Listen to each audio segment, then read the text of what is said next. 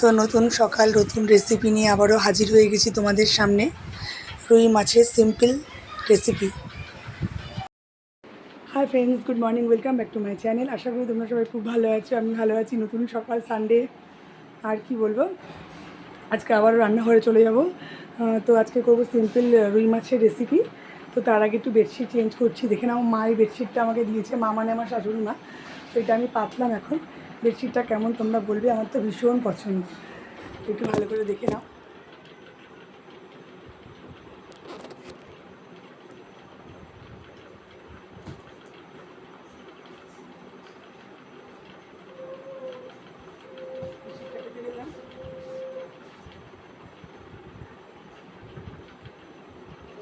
তোমরা বলবে বেডশিটটা কেমন।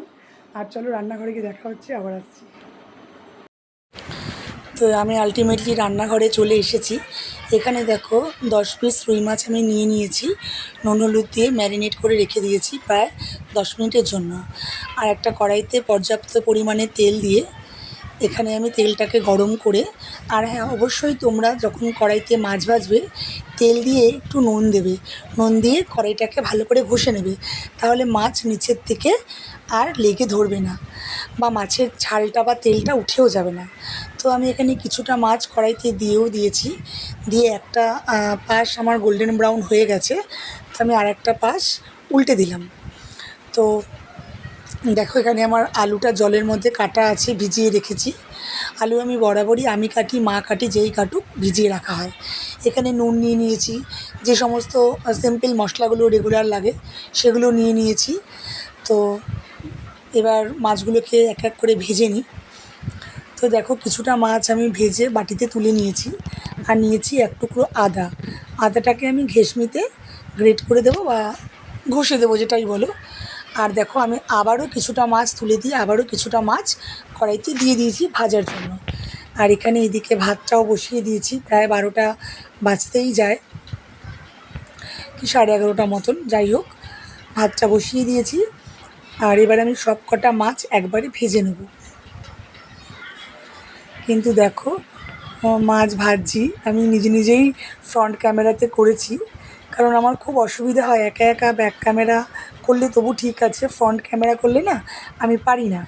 তো সেই জন্য আমি আর কিচেনে আমি ভয়েসও দেই না। ভীষণ কড়াইতে শব্দ হয়, তো আরও আশেপাশে বাড়িতেও কথা হয়। তো সেই জন্য আমি চেষ্টা করি বেডরুমে এসে ভয়েস ওভার দেওয়ার জন্য। তো এখানে আমি আবারও মাছগুলো ভেজে নেব। সব কটা মাছ একেবারে ভাজা হয়ে গেলে তারপরে আমি কড়াইতে আলুগুলো দিয়ে দেবো।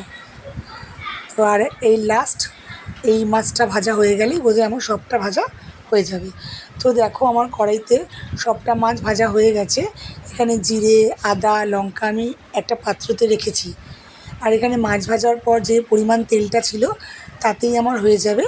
আমি এবার আলুগুলোর থেকে জলটা ঝরিয়ে নিয়েছি, নাহলে গায়ে ভীষণ ছিটে আসে।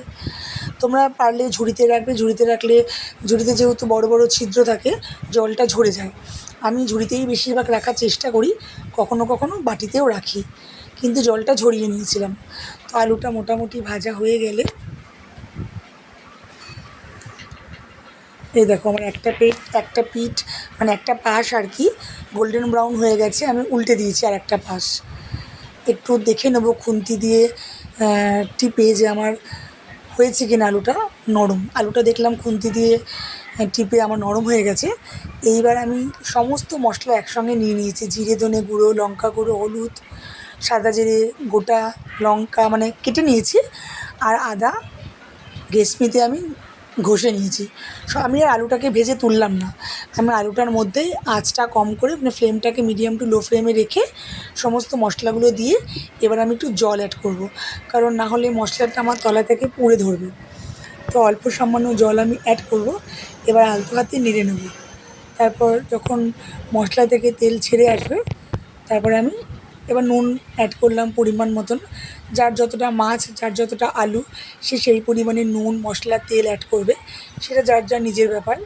আর কে কতটা ঝাল খায় সেটাও তার নিজের ব্যাপার। আমরা যেরকম ঝালটা খুব কম খাই, বাবা মা কাকা কামুনি ঝাল খায়, আমি ছেলে বর খেতে পারি না। তো দেখো, মশলা থেকে আমার তেলটা একেবারে ছেড়ে গেছে। বোঝাই যাচ্ছে। আমি এবার গরম জল করে রেখেছি, গরম জলই অ্যাড করব। আমি সমস্ত রান্নাতে গরম জল অ্যাড করি। গরম মানে ফুটন্ত নয়, মানে উষ্ণ।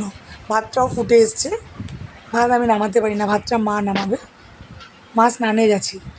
তো দেখো আমার জলটাও এখানে দিয়ে দিলাম, গরম জল অ্যাড করলাম। কালারটা কি সুন্দর হয়েছে না? আর এখানে সানরাইজের গরম মশলাটাও দিয়ে দেবো, কারণ রান্নাটা আমার পুরো হয়ে গেছে। তো তোমরা বলবে আমার রান্নাটা কেমন হয়েছে। প্লিজ বেশি বেশি করে লাইক কমেন্ট শেয়ার করো, সাবস্ক্রাইব করো, পাশে থাকো, এগিয়ে যেতে সাহায্য করো। আর তোমরা খুব ভালো থাকো। তোমরাও কী রান্না করছো আমার সাথে প্লিজ শেয়ার করো, যাতে আমিও তোমাদের থেকে আরও ভালো করে শিখতে পারি। টাটা, আজকের মতন এটুকুই।